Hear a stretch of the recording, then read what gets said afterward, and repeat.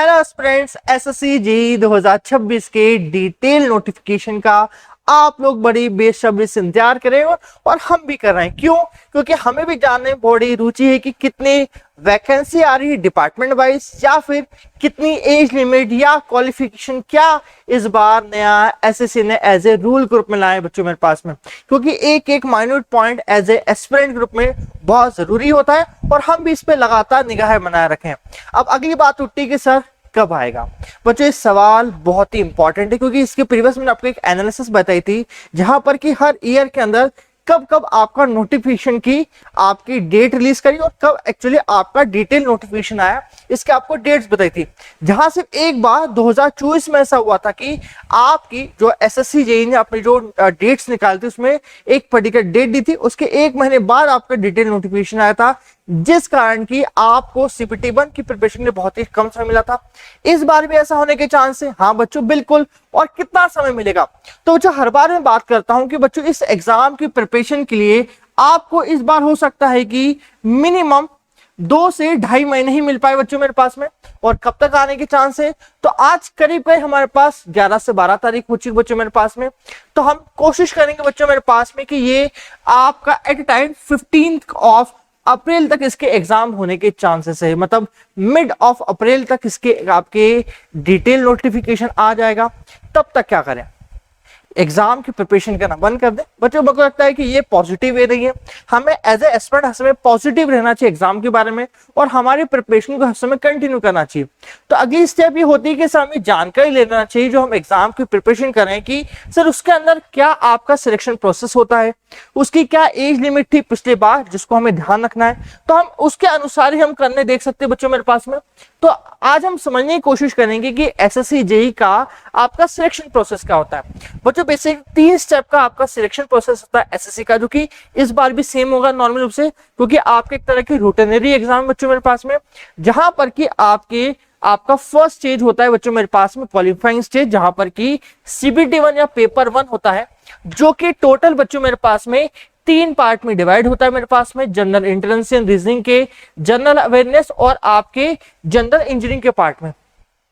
ये आपका सीबीटी 1 या क्वालिफाइंग स्टेज टोटल आपकी 200 मार्क्स की होती है।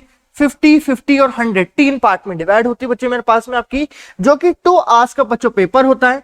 यहां पर आपके +1 और -1 बच्चों मेरे पास में आपके पास में होता है पेपर 1 के अंदर, मतलब 1/4 की नेगेटिव मार्क्सिंग बच्चों मेरे पास में होती है यहाँ पर।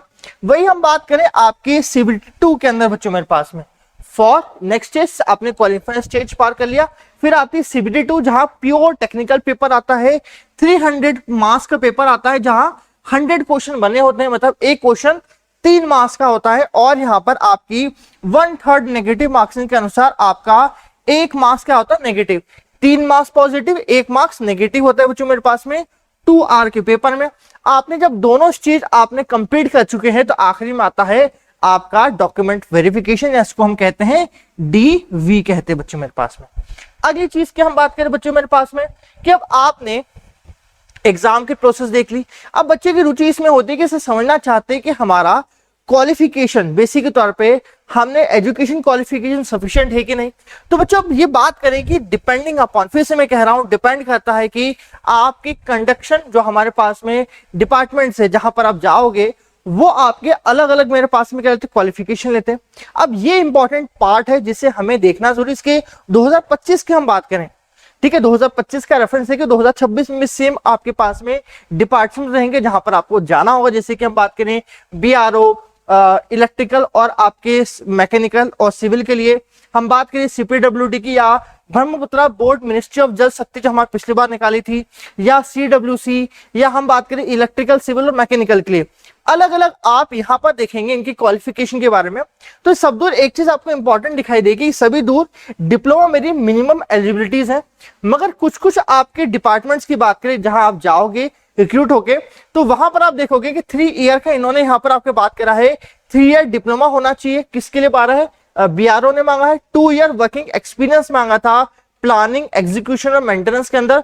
तो कभी कभी ये लोग आपके एक्सपीरियंस भी मांग लेते हैं इंडिविजुअल, कभी आपको डिपार्टमेंट में जगह चाहिए तो। मार्क्स आ जाएंगे वो अलग बात है, आपका डिप्लोमा होना अलग बात है, मगर कितना उस डिपार्टमेंट में सिलेक्शन के लिए एक इंडिविजुअल क्राइटेरिया होता है, वो भी आपको पार करना होगा। जैसे कि हम बात करें, आपको बीआरओ के अंदर जाना है, degree in electrical mechanical institute होना चाहिए, या फिर बच्चों मेरे पास में 3 ईयर डिप्लोमा होना चाहिए बच्चों मेरे पास में, 2 और 3 ईयर एक्सपीरियंस प्लानिंग के अंदर बच्चों मेरे पास में होना चाहिए। आपके इनमें से 2 में से कोई भी पार्ट, या तो डिग्री हो जाए या फिर डिप्लोमा के साथ में आपका 2 ईयर का एक्सपीरियंस हो, सेम चीज डिप्लोमा हो साथ में 2 ईयर का एक्सपीरियंस हो। वही बात करें सीपीडब्ल्यूडी के अंदर आपका मात्र डिप्लोमा मांगा था, वैसे हम ब्रह्मपुत्र के अंदर 3 ईयर डिप्लोमा मांगा था बच्चों मेरे पास में। वापस CWC के अंदर आपके पास 3 ईयर डिप्लोमा था। मैकेनिकल की बात की जाए, बैचलर डिग्री मांगी गई थी। अब कहीं कहीं जगह डिप्लोमा से काम नहीं होता, कहीं जगह आपकी डिग्री मांगी जाती है, तो वो भी हम जब CBD2 हम फॉर्म भरते हैं उस समय आपके कौन सा आपको प्रेफरेंस करना आपके पास डिपार्टमेंट को, वो इस बात पर डिपेंड करता है कि वहां पर मिनिमम क्वालिफिकेशन क्या मांगी पर्टिकुलर डिपार्टमेंट में। तो इसी तरह से एक नहीं, कई और भी डिपार्टमेंट जो 2025 में चौंकाया था अलग अलग डिपार्टमेंट, जैसे कि हम बात करें DGQA ने नेवल मिनिस्ट्री ऑफ डिफेंस से चौंकाया था, जहां पर कि 3 ईयर डिप्लोमा प्लस 2 ईयर के आपका एक्सपीरियंस डिप्लोमा में है। तो DGQAC के वापस हम बात करें, इसी तरह से कई और चीजें मांगी गई थी अलग अलग मेरे पास में इंजीनियरिंग डिपार्टमेंट का। एक चीज इंपॉर्टेंट ध्यान रहे, कॉमन आपकी जितनी भी डिपार्टमेंट उन्होंने आपकी डिप्लोमा ऐसे क्या मांगी थी बच्चों मेरे पास में, मिनिमम एलिजिबिलिटी मांगी थी मेरे पास में। और कहीं कहीं जगह देखेंगे, स्पेशली आपसे बात करें DGQA नेवल के अंदर या इसके प्रीवियस ब्रह्मपुत्र के ना, वहां पर स्पेशल रूप से एक्सपीरियंस मांग गया था। तो वहां पर बच्चे बहुत ही हेजिटेट हुए थे, बहुत ही आक्रोश हुआ था। तो इसलिए बार बार कह रहा हूं, क्यों 2026 के लिए हम वेट कर रहे हैं इसी पार्ट के लिए कि क्या किसी एग्जाम में अलग से कुछ एक्सपीरियंस तो नहीं मांगा है। तो यह बहुत ही इंपॉर्टेंट पार्ट है जिसे हमें देखना है बच्चों मेरे पास में। वही एज लिमिट की बात करें तो कॉमनली रूप से बच्चों जो एज लिमिट हमारा होता है SSC JEE के लिए, SSC JEE के लिए हमारा जो कॉमन एज लिमिट होता है, इट शुड बी 18 साल मिनिमम, ठीक है। और आपका 30 ईयर आपके पास में मैक्सिमम पाया जाता है, ओवरऑल बात करें तो आप देखेंगे जितने भी मोस्ट मेरे पास में जितने भी डिपार्टमेंट्स हैं जहां पर आप जाना चाहते हैं, CWC से लेकर आपका CPWD या MES जैसे डिपार्टमेंट, या सभी दूर आपका 30 ईयर की मैक्सिमम एज लिमिट यहां पर रखी गई है। अब कुछ डिपार्टमेंट जैसे कि बात के CWC 32 ईयर की आपके पास में एज दे देता है, ये आपके क्या है एक्सेप्शनल से मेरे पास में। बात करें इसके बाद एज रिलैक्सेशन भी आता है, तो ये भी आपको देखना जरूरी है। चलिए, यहां तक तो बात हो गई एज लिमिट की, और आपके क्यों हम बार बार आपके एजुकेशन क्वालिफिकेशन जैसी चीजों के ऊपर 2026 में आके गणाएं, इसी कारण बच्चों मेरे पास में ये चीज को आपको देखना होगा। और यहां हो सकता है वापस से एक आपके एग्जाम्स आ रही इस डिपार्टमेंट में, तो इन डिपार्टमेंट के अंदर इसी तरह का आपका क्वालिफिकेशन देखने को मिलेगा।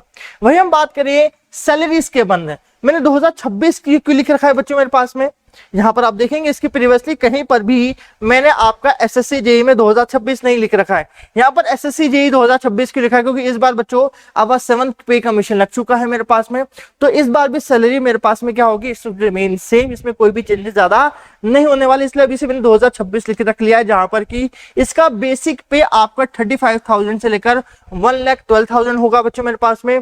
आपका basic initial 35,000, in hand salary 44,000 से 54,000 के आसपास से बच्चों मेरे पास में मिलती है SSC के जूनियर इंजीनियर के बच्चों मेरे पास में। इसलिए 2026 है, क्योंकि ओवरऑल 1-2 सालों से हमारी इतनी ही सैलरी ओवरऑल मिलती आ रही है, जहां पर कि डी आपका 50% होता है बेसिक के, HRA 9%, 18%, 27%, डिपेंडिंग का पता है कि कौन से टायर की सिटी में आप पढ़ते हो, XYZ डिपेंडिंग करता है, और TA डिपेंड करता है कि आप ट्रेवल करो एक सिटी से दूसरी सिटी आपका पूरा सामान लेके, तो उस पर भी डिपेंडेंसी करती है।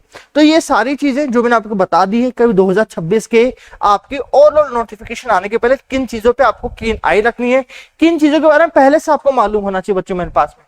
इन सारी चीजों की तैयारी, क्योंकि आप लोग इतना अच्छी सैलरी है, इतने अच्छे डिपार्टमेंट है जो सेंट्रल लेवल की गवर्नमेंट की आपको क्या देंगे, अपॉर्चुनिटीज प्रोवाइड करेंगे, तो बच्चों इसकी तैयारी करना बनता है। और कहां से बनता है, आपके अपने प्यारे निम्बस सनिंग से, जहां पर SSC 2026 के इसके आपके ओवरऑल हम बात करें ईयर वाइज आपके प्लान्स अवेलेबल है।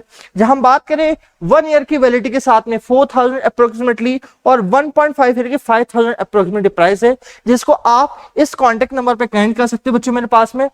और साथ में कभी वीडियो आपको पसंद आई बच्चों मेरे पास में, तो वीडियो को लाइक करेंगे, शेयर करेंगे। फर्स्ट टाइम आप निम्बस अर्निंग पे हैं, सब्सक्राइब करो। इसी तरह की और भी चीजें हैं कि एसएससी जेईई के बारे में आप लगातार बने रहे कहां पर, आपके अपने निम्बस अर्निंग पे।